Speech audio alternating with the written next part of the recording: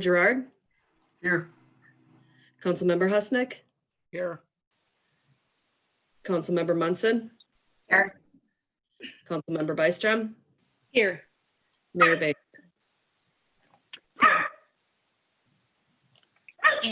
And I ask everyone if you want to join us in the Pledge of Allegiance.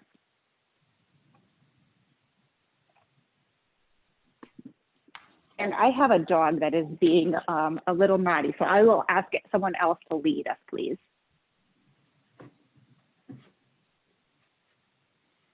We will start, Mara. Are you ready? Please.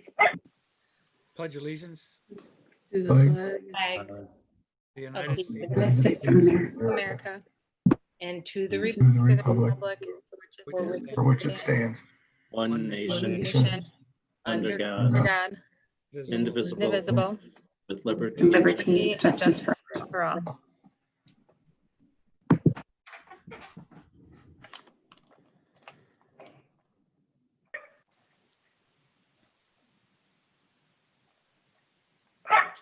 Okay, council members, before you, we have an agenda this evening. If I could get I'll entertain a motion to approve the agenda. So moved. I'll second. Motion and a second. Karen, can we have a roll call, please? Councilmember Gerard, Aye. Councilmember Husnick, Aye. Councilmember Munson, Aye. Councilmember Byström, Aye. Mayor Bain. Aye. Our next agenda item this evening is open forum. Dan, were there any open forum items? There were not any open forum items for this meeting. Very good. Our next agenda item is the consent agenda. I'll entertain a motion to approve or any changes. We have items A through E this evening.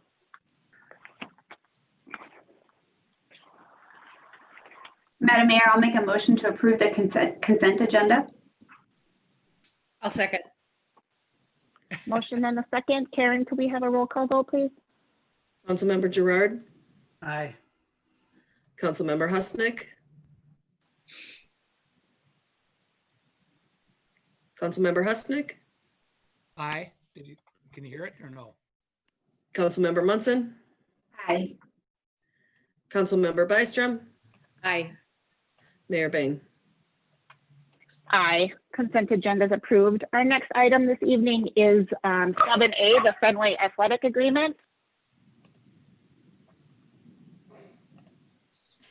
Good evening, Mayor and members of council. In the packet tonight, you have a Fenway Athletic Advisory, Fenway Athletic Complex Facility Use Agreement with the Forest Lake Area Athletic Association. Just a quick background, this was on the last council agenda. We did have that removed to address some concerns, mostly around COVID-19 and if there would be a season out at Fenway Athletic Complex this year. So with that, the Fenway Athletic Advisory Committee met on Tuesday, June 2nd. And we worked together to come up with some modifications to the agreement that both parties feel comfortable with moving forward. Those modifications are reflected in the agreement you have before you tonight and are listed out with removing the weekly rental fee. The contract will be for 1 year. That'll expire December 31st. And we will still have FLA provide a list of scheduled events. And then lastly, we did add some facility use guidelines as they relate to COVID-19. So with that, we're looking for approval of the contract tonight. I'm happy to answer any questions that you may have. Thank you, Jamie. Council, any questions on the Fenway Use Agreement this evening? Mayor Bain? Go ahead. Jamie, since we're waiving the weekly rental fee, how does that affect your park budget for the year? Or is that general fund money? That would be general fund money. I think it was something that we hadn't budgeted for. However, we do have a park maintenance budget allocation. I think that, the funds that we will have for the maintenance out at Fenway would, exceed what we normally would have available in our park maintenance funds. So I think it's just something that due to the, COVID-19, I think that it's just an expense that we might have to take on this year and make modifications elsewhere. I don't disagree. I was just curious what funds it's going to hit. Thank you. It'll come out of the general fund park maintenance budget unless Patrick has other idea on that. No, that's where it'll come out of. Okay. Madam Mayor, I other just have a quick comment. I just want to, for those of you who don't know, we had lots of conversations about this agreement.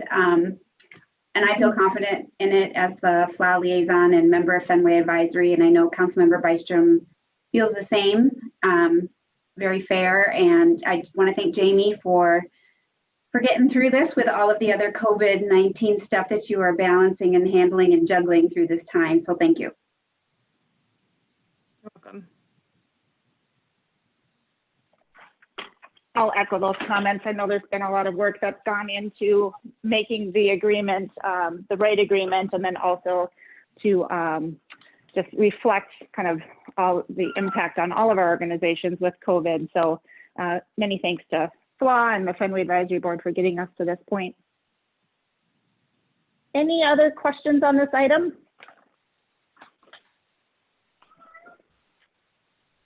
Hearing none, I'll entertain a motion. Mayor Bain, I'll make a motion to approve the Fenway Athletic Complex Facility Use Agreement with the Forest Lake Athletic Association. I'll The second. motion, is there a second? And I hear a second. Karen, could we have a Gerard roll call vote, seconds. please?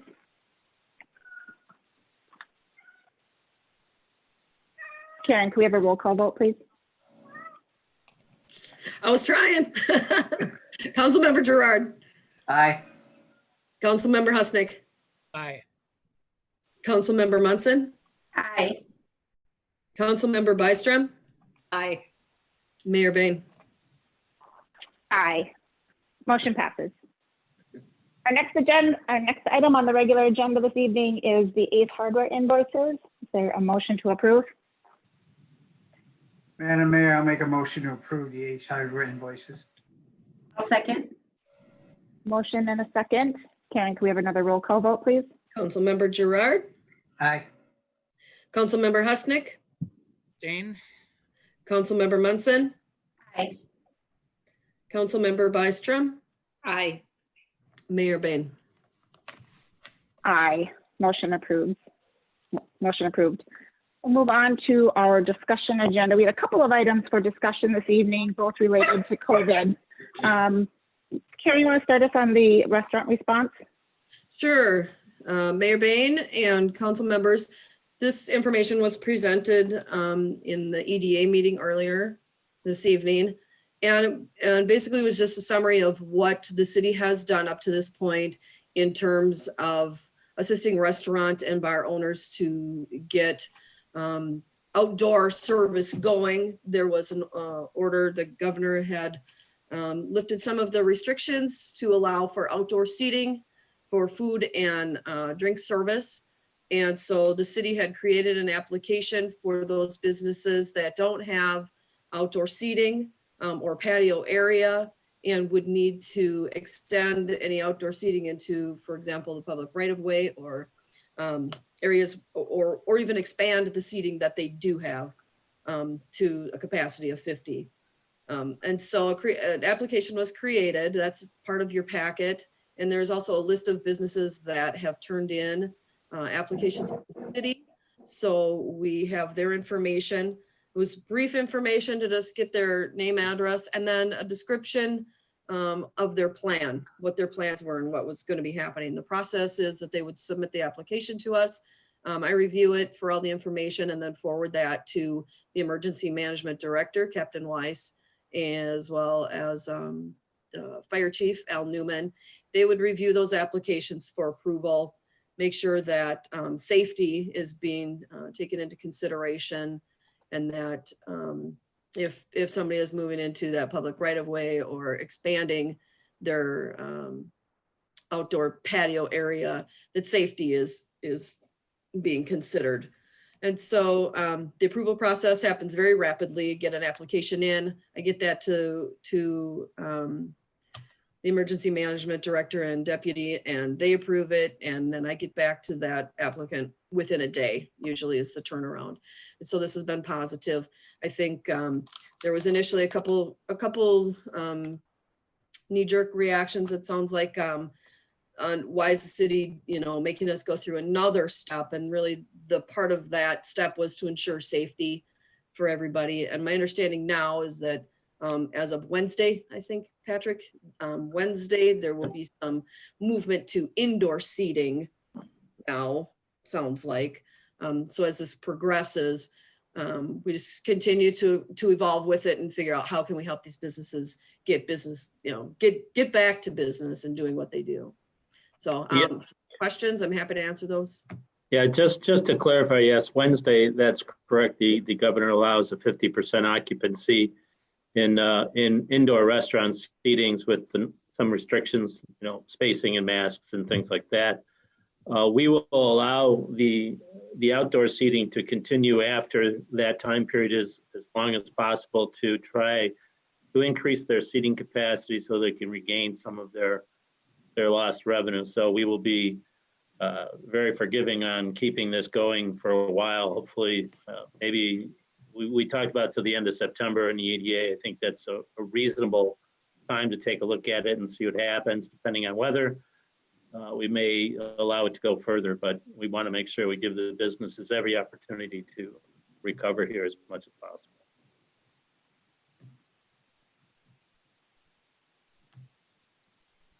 Any questions on either the service that's being provided, staff response, business response?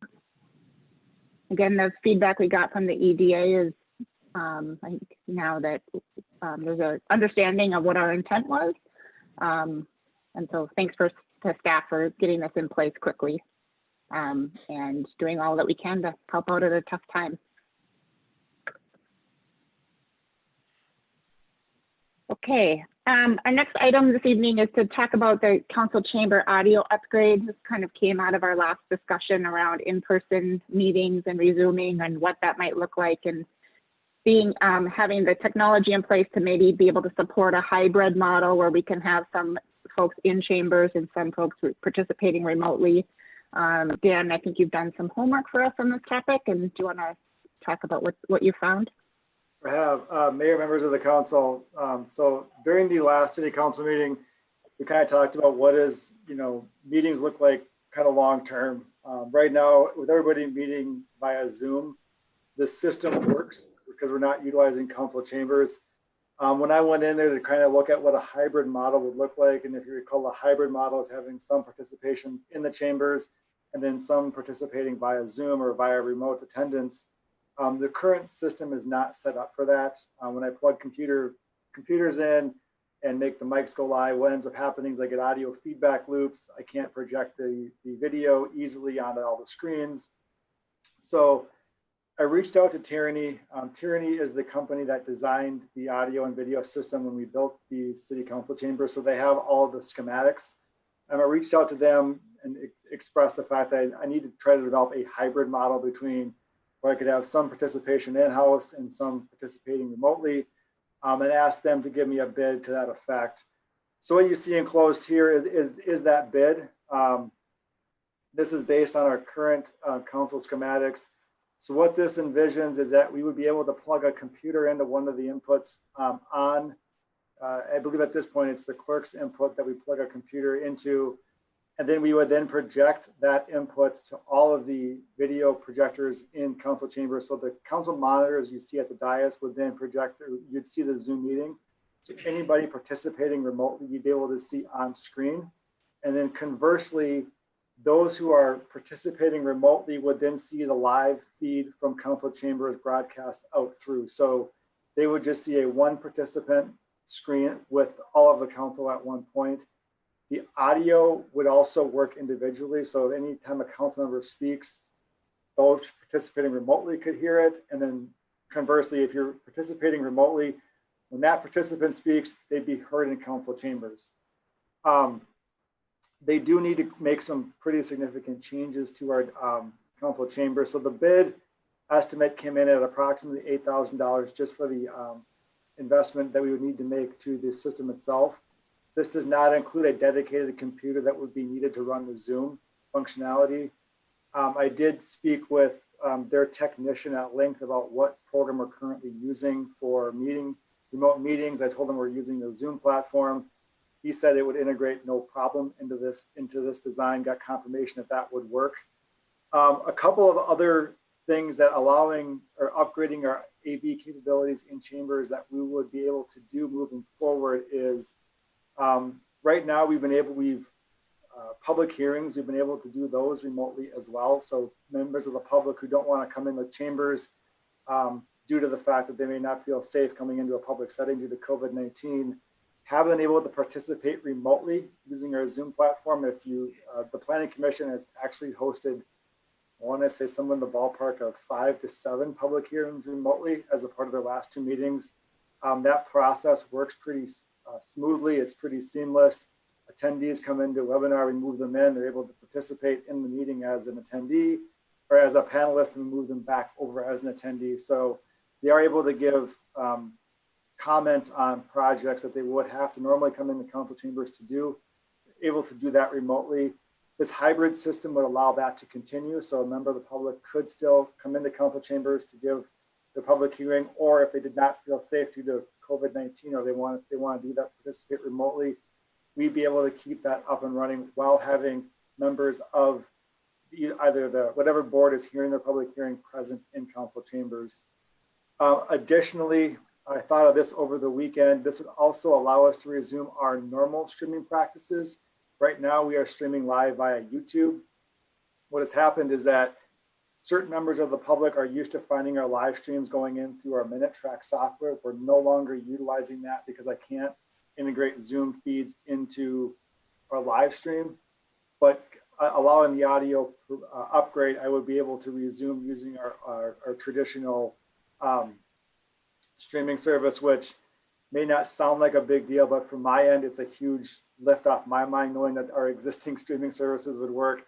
And I also think from a resident's perspective, there's that continuity of all of the videos, once we're done, automatically upload to our agenda platform. I don't have to go through and code those. So it does streamline that work on the back end of the meeting. In terms of build time, I did ask them what the lead time is. They said lead times right now are shifting almost on a daily basis. They're saying some projects that were in queue are getting dropped, other ones are getting added.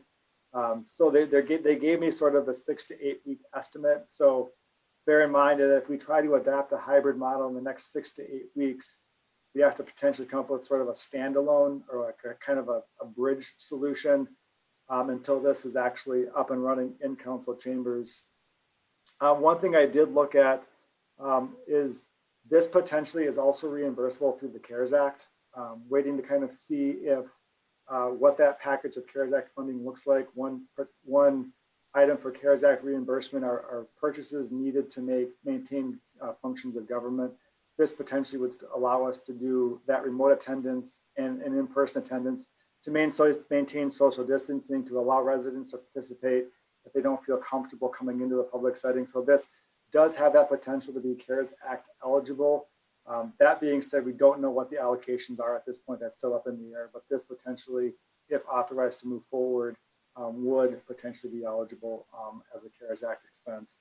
So again, this is provided more for council feedback. I know there were some questions on what the cost of the upgrades would be.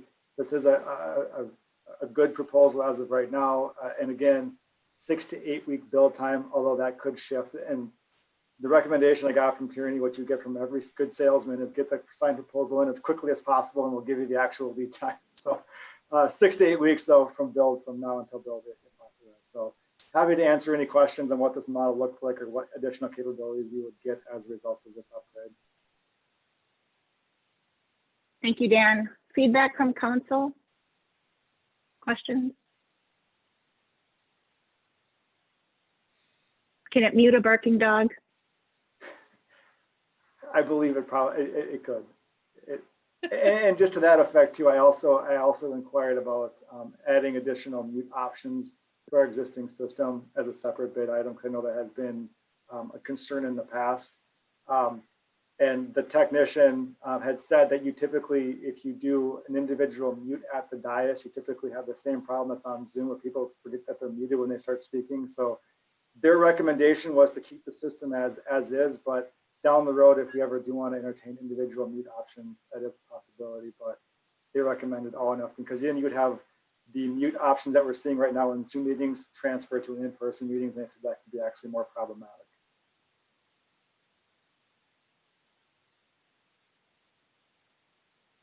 Councilmember Byström. Well, just a comment. It seems to me, particularly if we are able to utilize the CARES Act funding, that the pros certainly outweigh the cons with this, especially as we head into fall and there's a potential spike in this again. You know, we just don't know what's going to be happening to us down the road. And so to be set up and prepared for that, I do like the benefit to the community in being, attend remotely, take part in our public comment section of our agenda remotely. We have senior citizens in the wintertime. They don't necessarily like to drive or be out at night. So I just see a lot of wins here.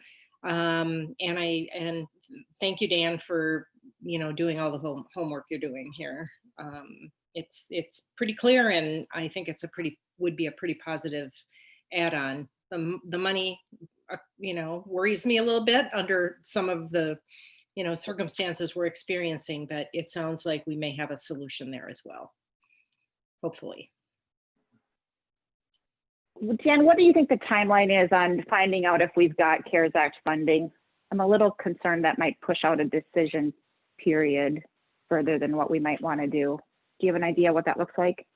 I do not have an exact idea as to what that timeline is. I was on a call on Friday where I know there's a lot of the cities that are tracking this extremely closely and working with them. I can't say with any definitive answer as to when that result will be. It does sound like, based on the conversations that were had on Fridays, that there is a possibility of it coming. It seemed like some of these others here are starting to make moves for the reimbursement side of it. Like they think it's forthcoming. They just don't know what the amount is and when that's actually going to come forward.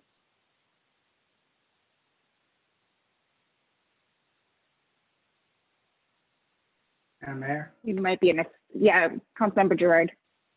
I'm with Kathy on this. I think, for our senior citizens and some of the other people who have trouble getting in a meeting, I think it would be a nice item to have. My concern would be how we execute it for the people who are supposed to attend the meeting. That would be us, the council people, and some of the staff. I don't really want to, I think we have an obligation to make sure we're in chambers when we're supposed to be in chambers. And if we occasionally have to miss a meeting and did it remote, that would be fine. But I just don't want to turn it into it's mainly remote with a couple of people actually attending. That would be my only concern. The money we can, if we need it. Maybe also an opportunity to have Peter chime in. Remember that, if we are going to adopt outside of emergency management procedures remote meeting attendance, we do need as a council to revisit our rules of procedure and would need to adopt, we'd have to make some amendments. Peter, I'm not sure if you're prepared to talk about that tonight, but maybe reflect on kind of what we would need to do if we were to allow council members outside of these emergency management, this timeline to participate remotely. Your Honor, members of council, I will put on my thinking cap and review. I think the issue will be around what, if any, further changes the legislature is willing to make to the open meeting law to allow this to become a situation in normal type of operating, as opposed to an extraordinary situation type of operating, which is what we're using right now. Yeah, I do think though, even if we were to adopt some changes to our rules of procedure to allow for remote meetings, either for council or for some of our committees, I do think that we are in a period where it is likely that we will, for the foreseeable future, have pockets of either council members or committee members or members of the public who choose to participate, want to participate remotely. And I would hate for us to use this dollar amount as the barrier to do that. And so I would like to see us have staff come back with a formal proposal for us to consider for approval at a future meeting. I think we're part of seeing a long-term new normal, and I'd like us to be prepared to support that in whatever means possible. And I think the draft that we saw is a start, and I think we should consider formally making those technology changes. Councilmember Byström. Do we have a budget allocation for technology? I mean, do we have a standing line item? So is there a budget line item? Yes. Okay. And that would offset this in whole or partly? Yeah, I'd have to review it. I think Dan and I, when we talked, there's room in there to make this purchase. Okay. Yeah, I agree. I think there is, in terms of when I look at what the replacements that we need, you know, in terms of what computers are aging out, we're sort of in that, there's a couple of years in the 5-year cycle where it's a little thinner, and we are in those 2 years right now. So I think there is the potential within the budget for IT supplies to potentially absorb this if, you know, CARES Act funding does not materialize for this purchase.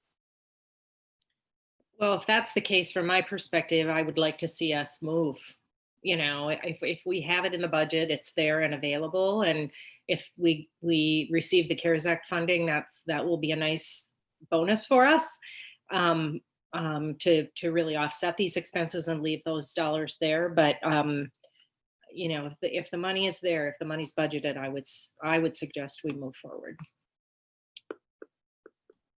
Jan and Patrick, can you make that budget analysis part of what comes back when we review the final proposal?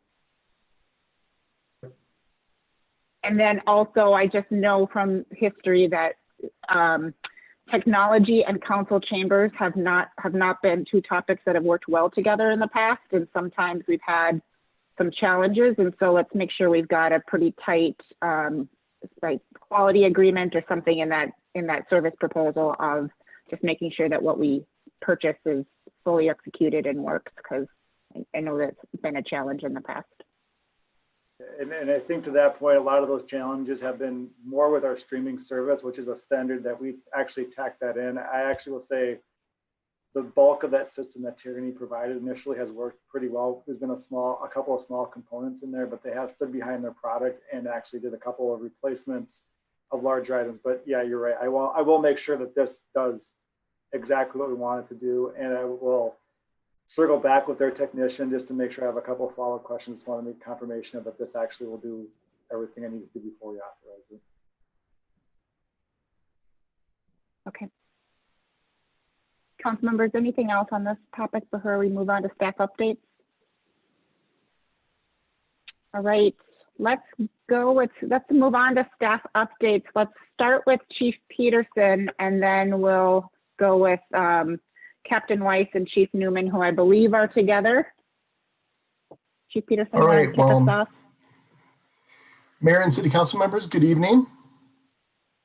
As you know, it's been a very busy past couple of weeks for us, and I've got a few items to update you on. As you know, our city has a joint powers agreement with the Washington County Sheriff's Office with their SWAT team and their mobile field force team. With the civil unrest that was occurring 2 weeks ago, both teams were activated to assist at 2 different locations, one in Oakdale and one in St. Paul. There were no injuries to any of the officers and no damage to property. From what I heard, the county's police officers and deputies that were assisting at those locations were extremely professional, and I think you'd be very proud of them. Secondly, last Thursday, there was an organized walk from the Forest Lake Area High School to the downtown Roundabout. There were approximately 250 to 300 participants in this event. And because of this sheer size of the group, we asked them politely if they would hold their gathering in Lakeside Memorial Park instead of at the Roundabout. The walk to the park went very well. and the participants walked there utilizing the Hardwood Creek Trail. They held a demonstration at Lakeside Memorial Park for approximately a half hour. And on the way back to the high school, the participants, many of them, but not all, decided to utilize South Lake Street or Highway 61 instead of the trail. This, of course, became a major safety concern due to the participants walking down the middle of the highway. So we had to utilize all of our city vehicles on hand to safely block traffic at intersections and escort the participants back to the high school. Unfortunately, some of these participants decided to walk up to the City Hall parking lot and held a second demonstration, which unfortunately, a very select few individuals started getting very angry and agitated. There was some water thrown towards officers, and there was a display of threatening behavior towards officers as well. The city center was immediately locked down for the safety and security of the city staff that were inside, and also for the participants. And after about 15 minutes, those individuals ended up walking back towards Highway 61 and onto Highway 97, where we again escorted them back to the high school. And the demonstration and the walk ended at about 1:30 p.m. I want to thank the fire department who was there assisting us. We definitely needed their vehicles to assist in blocking some of those intersections with the sheer size of the group. There were no injuries reported to any police or fire or participants. There was one participant who displayed some symptoms of heat exhaustion, and we ended up calling the Minnesota Health Ambulance to respond, and they tended to that individual. And there was no damage to property either. We had approximately 16 police officers and 6 firefighters assist us at the event. And we literally needed all hands on deck to ensure the event went smoothly and safely. On Friday evening, the Forest Lake Area High School held their graduation ceremony, but not in the traditional manner. They did a drive-by graduation. I was in attendance as my daughter Julia graduated this year. I had to throw that in there. From what I have heard, the graduation ceremony was very well received. I know Julia and many of her fellow students absolutely loved it.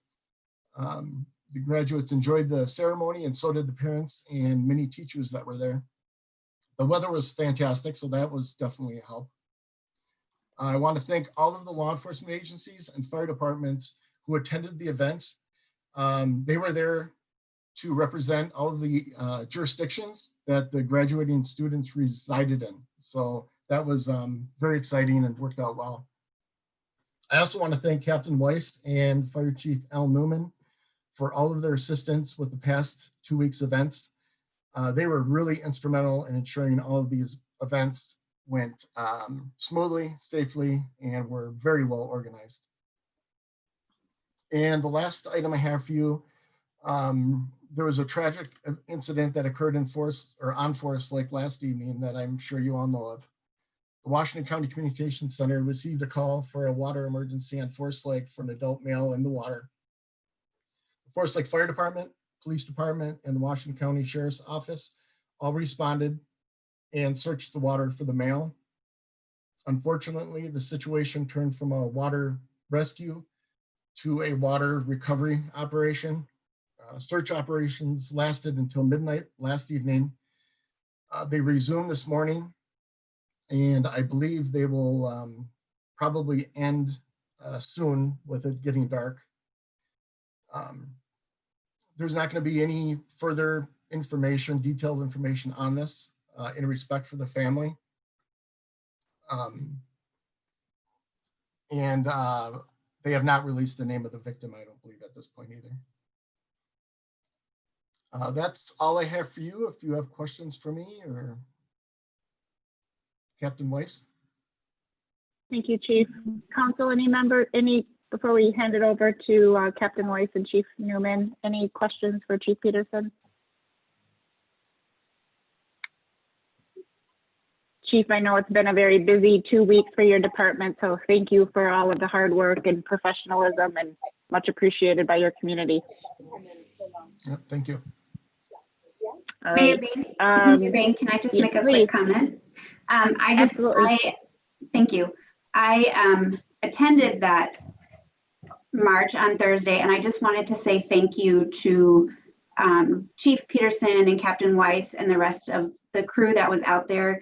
You guys did, my daughter wanted to go, and so I wanted to go with her. You guys did an amazing job of keeping everybody safe. It was a huge crowd, and it's incredibly disappointing to me what happened at the end when that was supposed to be over, because you were protecting them from some who were trying to disrupt the peaceful part of it. And I'm so sorry that that happened, because it was something that really is a turning point for our community. And I just want to say thank you. Thank you. Captain Weiss? Update this evening? Outside of what Mayor, members of council, outside of what Chief Peterson had went through, I really have nothing further, with the exception of earlier was talked about the restaurants and the outdoor dining, and I just got to throw a plug in for Dave and his crew that was assisting us with the barrels. You see the blue barrels around these outside dinings. That's Public Works that put those out there for traffic control and to slow some vehicles down as we kind of took over some parking lot space and stuff. So outside of that, I have nothing further. It's good that I work in a city where everybody works together. That's all I got to say. From the last 2 weeks is a prime example of what good information and networking and communication actually can bring forward in times of need. So I'm going to pass it over to Chief Newman, who is socially distanced from me appropriately now. Mayor, member of this council, I only have a few updates. As you know, mHealth transitioned from North Ambulance here on June 1st. That transition went seamlessly. We had no gaps in coverage, and mHealth is providing great coverage for the calls that we've worked together on since that transition. We've been busy with the fire department. We've had about twice as many structure fires as we normally have year to date compared to last year. And our call runs are actually up over last year, even though we had a slowdown initially when the corona virus hit. But in the last 3 or 4 weeks, we've really picked up in number of calls. For building department, our inspections are 1 day out, and plan reviews are 1 to 2 weeks out. And that's all I have, unless you have something for me. Council, any questions for either Chief Newman or Captain Weiss? All right. Thank you. And let's go to Patrick, and then we'll pick up Dan after Patrick. Yeah, just a few quick things. City Hall, as most of you know, is open for business. We opened that on June 1st. Administrative staff is on a modified schedule, so we can cover windows and phone calls and things like that. We will continue that through the month of June and react to whatever the governor's orders tell us in the next few weeks.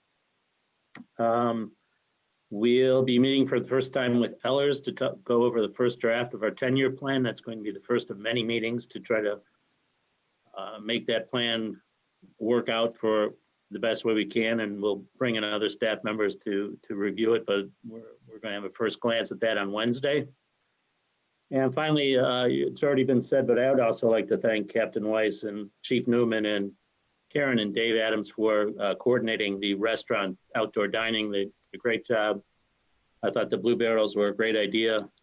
And I think city staff proved we could be resilient and respond quickly to something and give the opportunity for those businesses to make a little money after all this time. So that's my report, Mayor.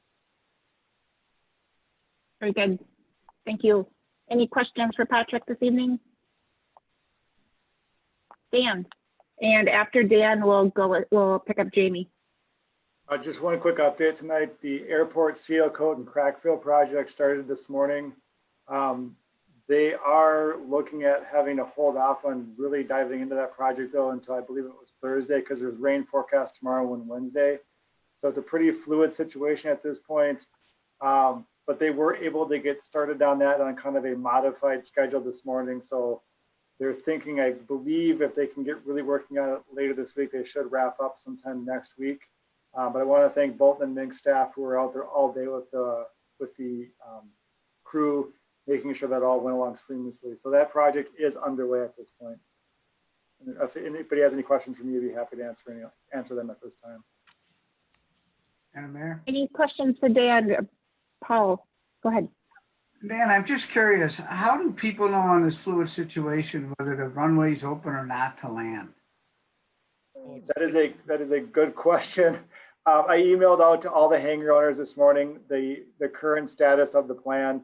I also, when the runway is closed for the seal coating, I'll issue a NOTAM which allows all pilots flying in that the runway will be closed for that. But today, we were able to leave the runway open today and ended up, a member of the crew had a flight radio on, so any pilot that was up in the air that needed to land could communicate with staff on the ground, and they would be able to clear out those working in the on the runway today. So we are notifying pilots at the airport as soon as I know what that situation is. A great question.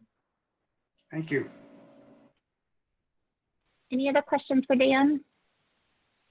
Thanks, Dan. We'll go Jamie, and then after Jamie, Peter and Amanda. Jamie, go ahead. All right, just one quick update.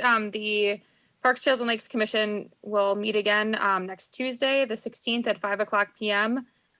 Throughout the last week or so, we've done a brainstorm on some community events that we can offer safely this year. And obviously with the update from the governor last week, Friday, we have some new parameters that we're working within. So we'll really be looking next Tuesday to see what we can come up with to provide some fun community events and activities this summer. So other than that, if you have any questions, I'm happy to answer them at this time. Any questions for Jamie this evening? Jamie, I know Chairperson Steenblock had done some nice community engagement on park activities, and in asking for that feedback caused, a fair amount of community frustration of just, things are closed and just some things that are well beyond her scope of control. So many thanks to her for reaching out and asking the question, and hopefully she got some good ideas amongst some of those chirping who were essentially kind of volunteering to help with let's make things better. So thanks to her for some of that engagement. Yep. Next, Peter, I did not introduce your colleague Amanda to council. Can you make that your first update? And then I look forward to any other updates you have for us this evening. Welcome, Amanda. Yes, Your Honor, great minds think alike. I'm very happy to introduce to the council and some of the staff who haven't met her yet, Amanda Johnson. She's the newest member of our team at Levander. Already has a couple of years of relevant experience, but more startling, she graduated from law school summa cum laude. For those of you who don't speak Latin, that means smarter than Pete, and perhaps smarter than is fair. I'm not sure. But when I'm with you taking credit for the great work our team is doing, there's one of the team members there, Amanda, who's doing it, and you can understand we have some pretty high octane behind us. So I wanted her to attend tonight for a couple of reasons. First was just for you to have an opportunity to meet her. This remote environment allows us to do that relatively easily. So I wanted to take advantage of that. And second, as in the future, there was a possibility tonight that I would have to skate out for a conflicted double booking kind of a meeting scenario, and she was here to watch my back. And fortunately that didn't come up, but we were still able to give you a chance to meet Amanda. So that's Amanda there on your screen. Welcome. Look forward to working with you. Thank you. Peter, any further updates for us this evening? I do, Your Honor. The emergency resolution expires on the 12th. And so under the current orders from the governor, there is no concern whatsoever about the mayor or Pat or myself on our own authority under the open meeting law continuing this remote meeting formula.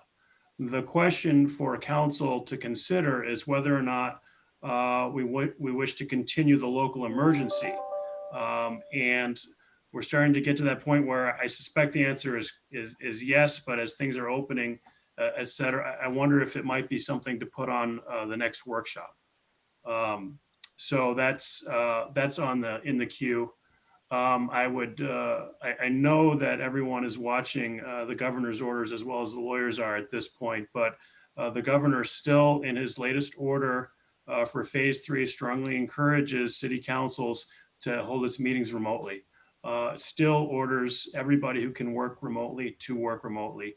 So while we're watching the economy opening up, there are still some sort of structural elements to the quarantine order, the stay-at-home order that are with us and probably will be with us for a little while.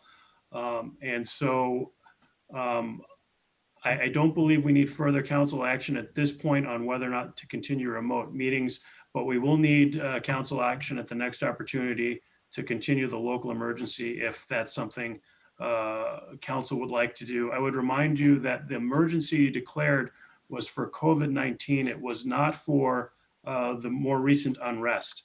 And so if there's some reason that would be a flare up in a way that the mayor would need to declare a local emergency, we're here, we can help you do that. And we can get that in place and come back to council as needed. Hopefully that will not be necessary. But that's the subject of emergency management that I hope does not continue into 2021, but it will be a regular feature here for a little bit.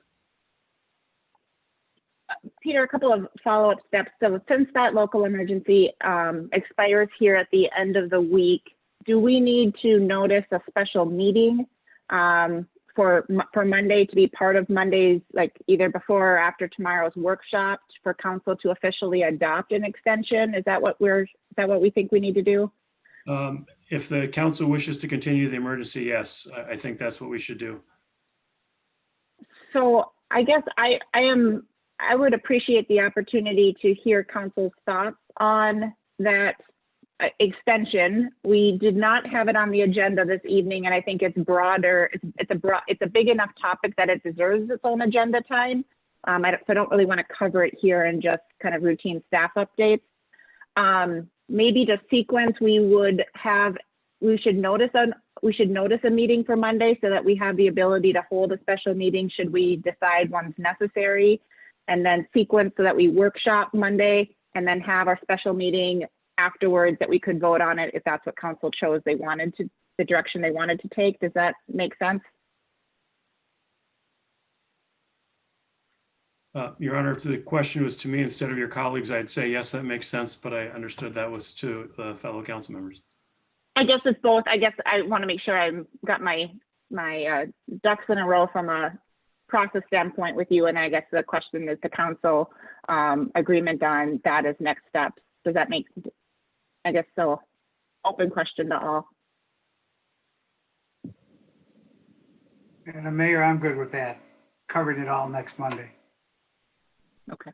Same with me. So let's notice a special meeting. Let's plan our regular workshop session, and then let's notice a special meeting afterwards. We can always cancel it if we chose not to head down the extension of the emergency declaration.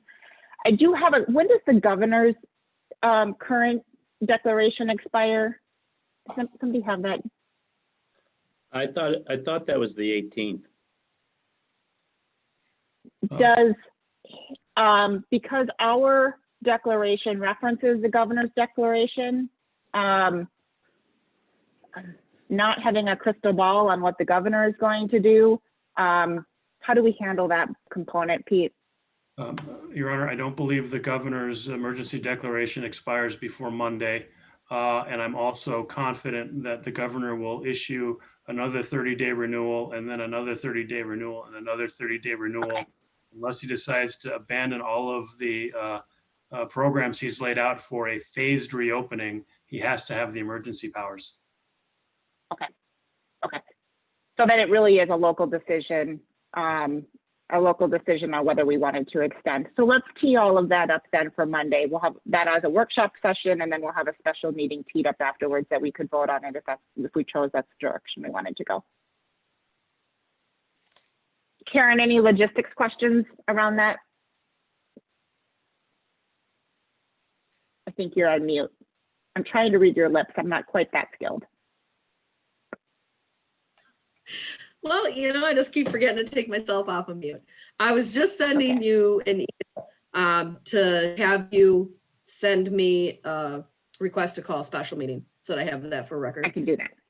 Yep, I will do that. Thank you. Yep. Okay, thank you, Peter and Amanda. Ryan, let's pick you up next and then go to Dave after Ryan. Mayor, City Council, Ryan Goodman, City Engineer, County Road 33 or Everton Avenue. We'll have our third project management team meeting Wednesday. Then that'll lead into Washington County coming to the City Council workshop virtually through a PowerPoints and presenting the project to you guys at our workshop Monday, June 15th, which then will lead into the first public engagements open house, which will be a virtual link for people to start accessing the project site from June 22nd through Friday, July 10th. It'll be an online format that'll allow question and answer and responses and stuff like that. Project goals and everything, informational wise that the resident or a business owner would want to know. So it'll be my first one ever doing something like that online. So we'll see how it's gone. Within our company, we've done several of these before, and the county's done some of these already too. Some people prefer to engage online instead of having to show up at a specific time at a one night, situation. So it's always varies the engagement that we do receive. Mayor, Administrator, I will be seeking some revised support letters for a future project, County Road 32 or 11th Avenue, where we've been working with the county on some separate funding applications related to the trail. Our first ones didn't specifically call out the trail work along 11th Avenue, so that's why we'll have the revised support letters. This week, Thursday, we'll have the pre-construction meeting both for the local street improvement project and the local street crack filling and seal coating project.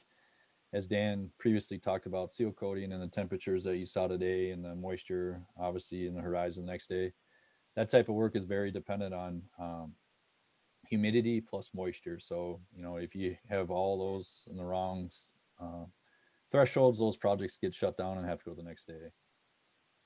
Washington County just sent out a email on looking for capital improvement comments due by June 30th. So I'll have something with staff here shortly, and we'll present back to the county on that like we typically do. The Washington County Pet and Bike Plan survey is still online. So if any council members have not filled that out, please do so, or at least get one or two other people to do so as well, because that will close here shortly.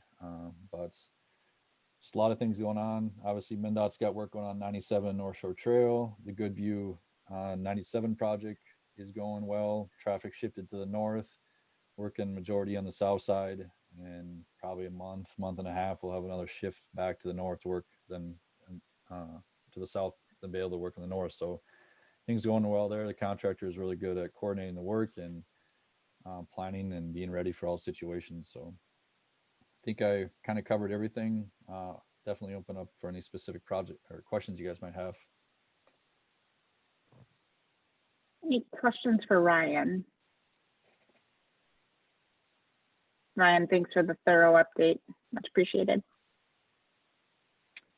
Dave, welcome. And after Dave, we'll pick up Sandy. Go ahead. Good evening. Ryan took pretty much all my updates because he's so thorough. So I don't have much left to do except for Public Works is plugging away. We're full steam mowing grass, patching potholes, and doing all that fun stuff. So other than that, no real hard updates. So unless you have any questions for me. Lots of positive feedback today in the EDA for all of the Blue Barrel support on patios. So much appreciated. Thank you, crews. Very well received. I just want to add one thing that I've been working a lot with the beautification crew. They're the ones who selected the hanging baskets along Broadway. We switched back to petunias. I think they look fantastic. And a group of the volunteers also planted Triangle Park this year. So they got out and planted that. So check that out when you're driving by. They did a great job. So it's a great group of ladies, and they're really working hard, making stuff look nice. So it's much appreciated by a bunch of guys that don't know how to plant stuff. So it's appreciated. It's a nice team. Yeah. Any questions for Dave this evening? Thanks, Dave. Yep. Sandy, welcome. Thanks.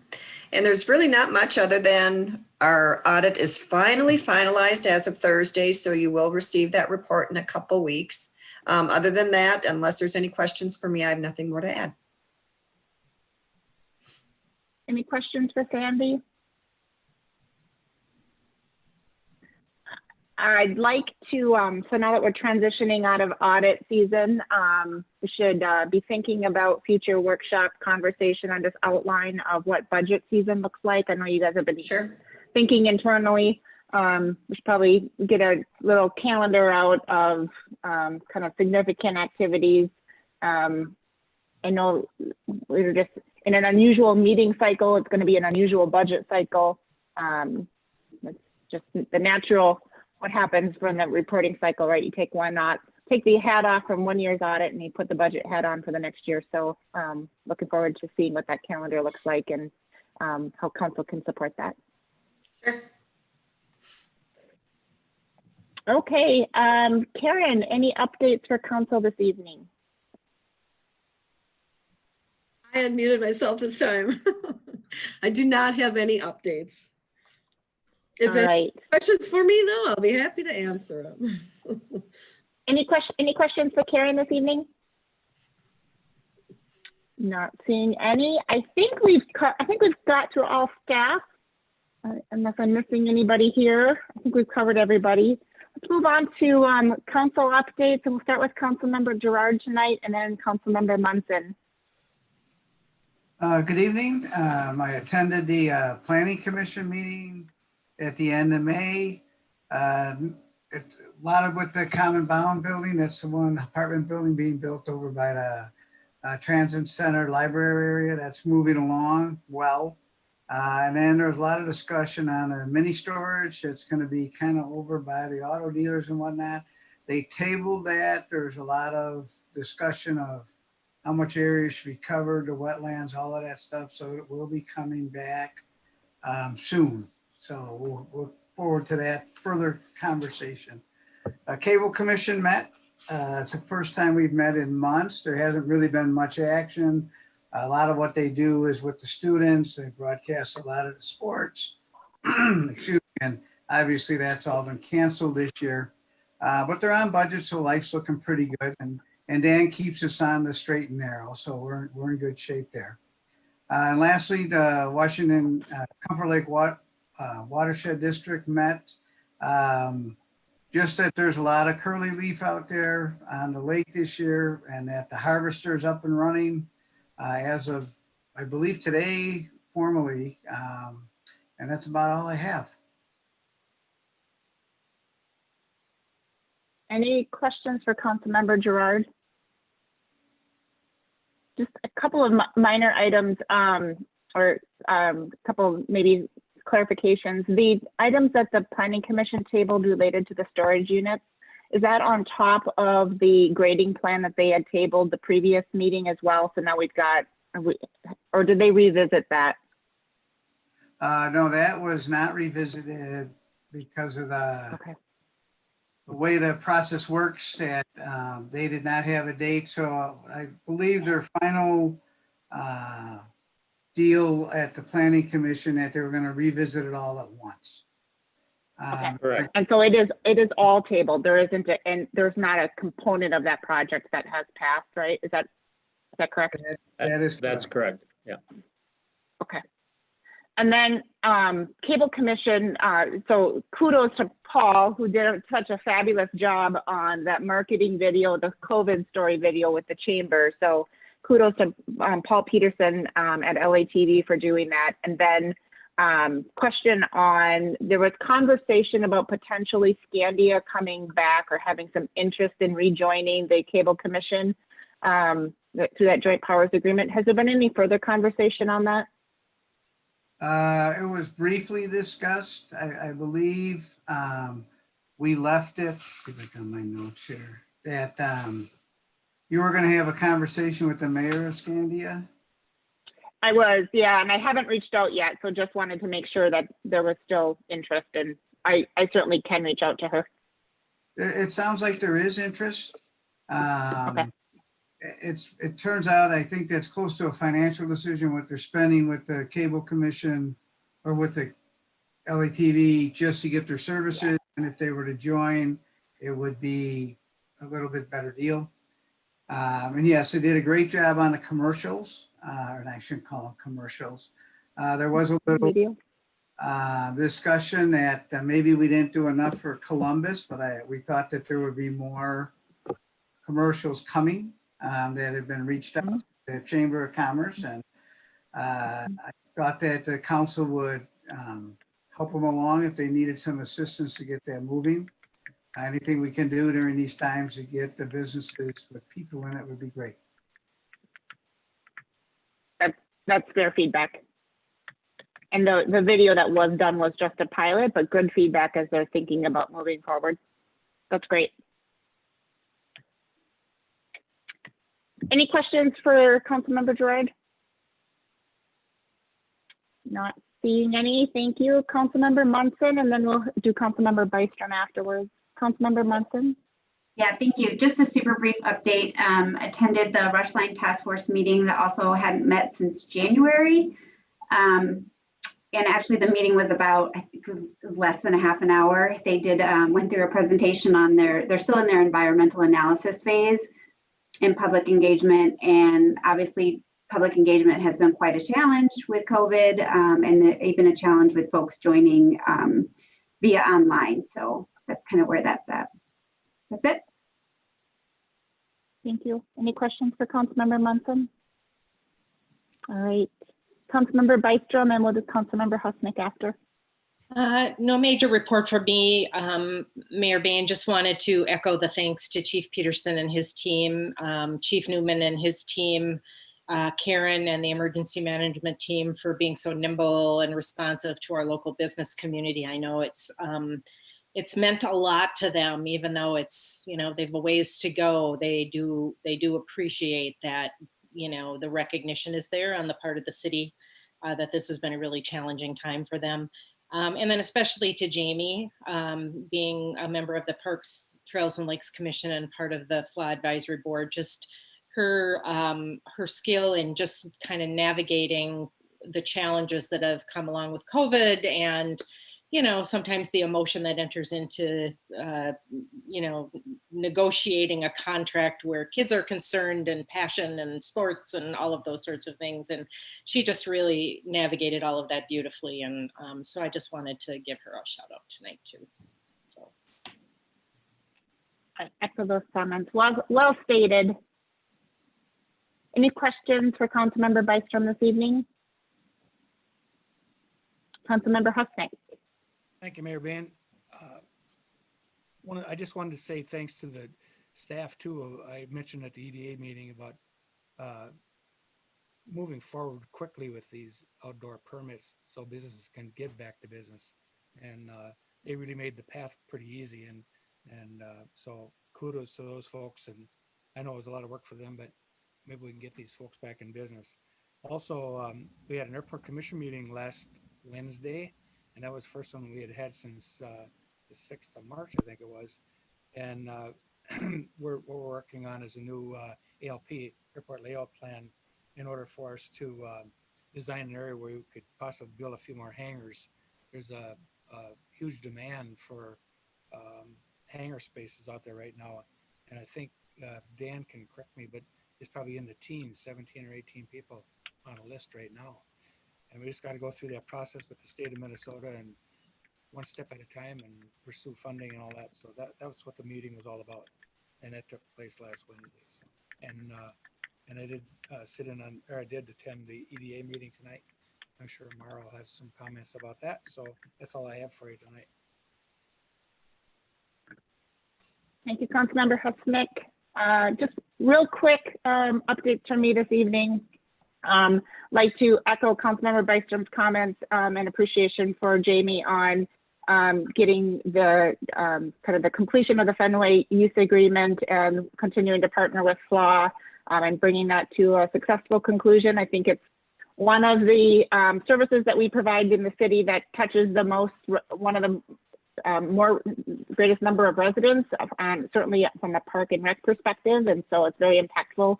Thank you also to Councilmember Munson and Bystrom for service on the Fenway Advisory Board. And the topics that were covered this time is exactly why we have that Fenway Advisory Board in place. And so it was great to see it work, and I'm glad we were able to get that approved this evening. Quick update from an EDA perspective.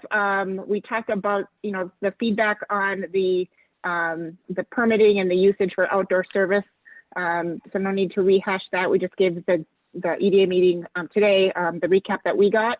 And then we also started conversation on revisiting the business retention program that had been in place starting back in 2011. It was a partnership between the EDA and the chamber. And now with ongoing focus on COVID response and coming out of how do we continue to react to that, Dan has kind of picked up some of the recommendations from that business retention program, and we will be revisiting that and likely to do some additional planning between now and September and have that program kicked off again by September. Hopefully that also gives our current businesses some additional time to adapt to this evolving situation and settle into new normal. And we can engage with them in September on helping with some, meeting their immediate needs, but also some longer term planning as well. So look for further updates from the EDA on that topic. Also, just quick update, as we had talked about previously, we have an opportunity as a city to continue to partner with Forest Lake area schools as well as the YMCA on the Everyone Belongs program. And in light of recent events, they are working on scheduling a series of community conversations that will be facilitated by the YMCA. That schedule is being finalized yet this week and would have two separate sets of conversations. One, just kind of a broad community response to the events of the last 2 weeks. And then another follow-up session also facilitated specifically on the topic of implicit bias.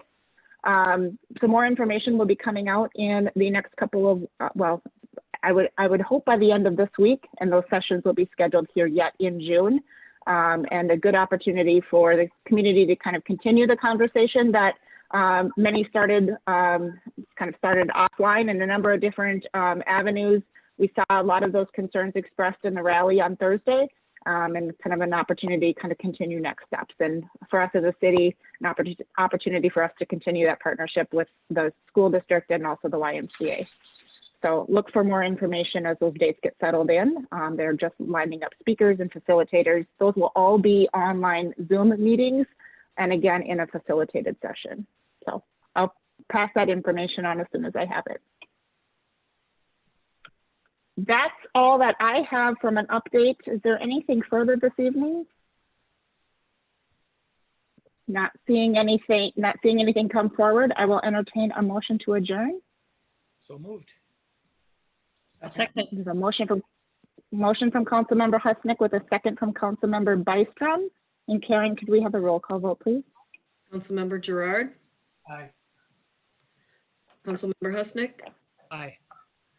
Councilmember Munson. Aye. Councilmember Bystrom. Aye. Mayor Bain. Aye. Thank you, everybody. We're adjourned.